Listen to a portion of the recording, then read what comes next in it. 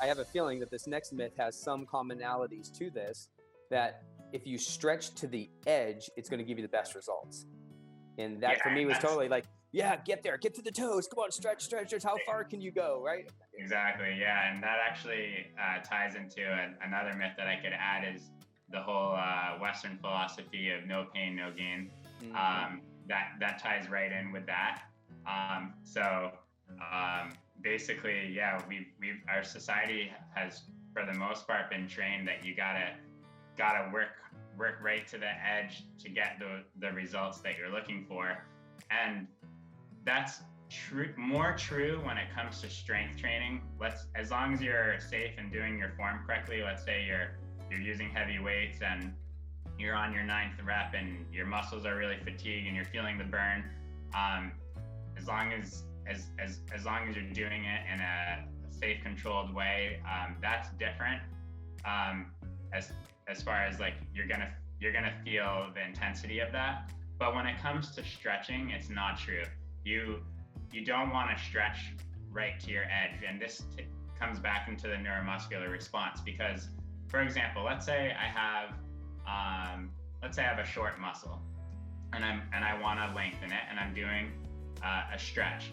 If I just go right to the edge, the brain's gonna know that I'm yanking on it, and there's actually gonna be a signal that's communicated that should be inhibiting this stretch out of protection, so we don't tear the muscle.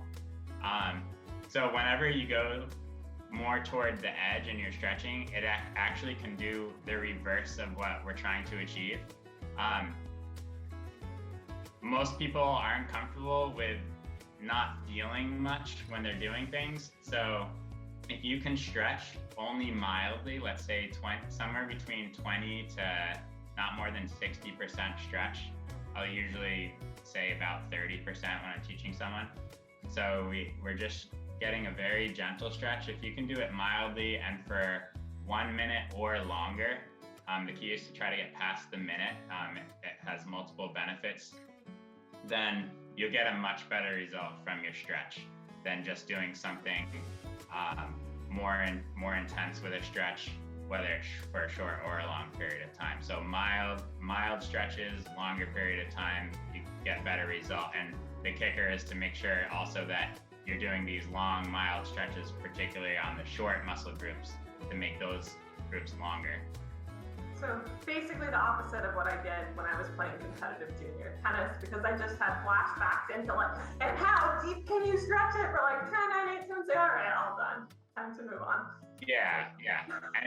And interestingly too, the stretch example that you just gave, bringing your arm across, that would be an example of these rotator cuff muscles in the back are actually generally already overstretched muscles, because most people weight train too much in the front, and most sports and activities happen in the front. So you develop stronger pec muscles, which actually pulls the shoulders forward. So if you have this pulling forward in the front, what's happening in the back?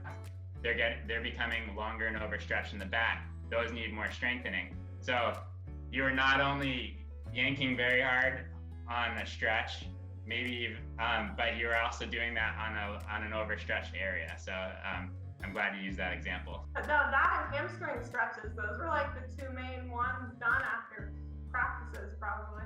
But I seem to remember, and I know hamstrings they tend to be too long also. So it's just interesting, because this makes so much sense, but it's not talked about as much as it should be. Yeah, and I mean, you kind of threw another big thing in there talking about the hamstring. So I feel like I have to address that now. Then we can get back to Billy. But basically, most people, because we're sitting and running and contracting front muscles, when that happens, it tilts the pelvis forward, and since the hamstrings attach at the sitting bones, those often overstretch there. So when we stretch the hamstrings more, especially if we're doing it too deeply or for too long, it can actually exacerbate that imbalance. So most people actually need to strengthen their hamstrings and their glutes, help bring the pelvis back, and to stretch their hip flexor muscles in the front.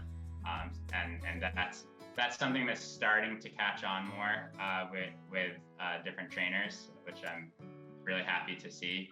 But a lot of people will spend too much time working in areas that may actually be making things worse.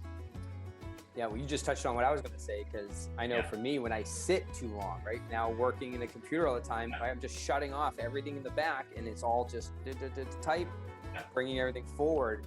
And that's why, like, for me too, even just like standing, I try to stand as much as I can at my desk to create, more of that. Is that kind of the same idea, and why it happens from the sitting in the chair syndrome, if you will?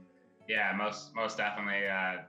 You may have heard the phrase "sitting is the new smoking," and it's quite true. And what do you think the top two complaints are when people go to their doctor? Probably their back, I'd say, is one. Yeah, low back pain. Low back pain, yeah. And what would the other one be, like their neck? Yeah, like basically headaches. Yeah. Yep.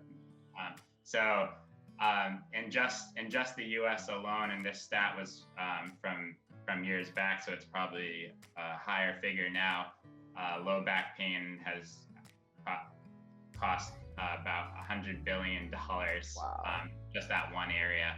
So when we're sitting, just the nature of sitting, even if we weren't doing anything else with our shoulders, we're putting our hip flexor muscles into a shortened position right away, and that just starts tipping the pelvis forward more and creates excess curvature in the low back, and those muscles in the back start to weaken, and when most people strengthen, that's their least favorite area to strengthen is hamstrings, glutes, and that area. And because our society is very visual, and what we see is the front of our body. So we often strengthen a lot of what we see in the front, and then that imbalance has caused a lot of issues for people, and a lot of people sit. So.